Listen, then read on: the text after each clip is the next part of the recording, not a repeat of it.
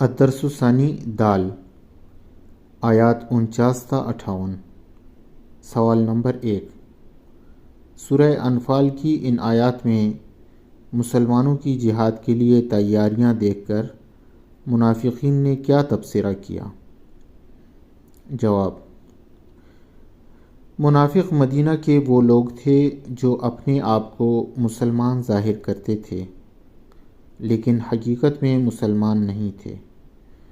ان کا کام ہی یہ تھا کہ اسلام کو نقصان پہنچائیں اور مسلمانوں پر طنز کریں۔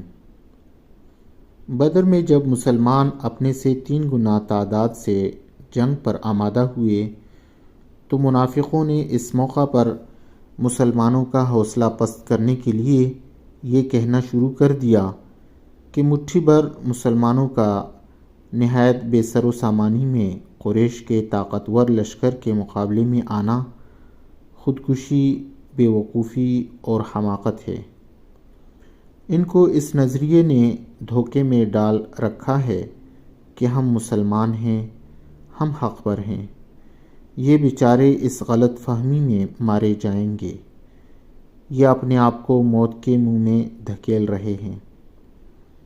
کفار کے اس تمسخر کے جواب میں اللہ تعالیٰ نے مومنین کی حمایت میں یہ فرمایا کہ جو شخص اللہ پر توکل اور بھروسہ کر لیتا ہے تو یاد رکھو کہ وہ کبھی رسوا نہیں ہوتا، کیونکہ اللہ تعالیٰ سب پر غالب ہے۔ اس کی حکمت کے سامنے سب کی عقل اور دانش ناکام رہ جاتی ہے۔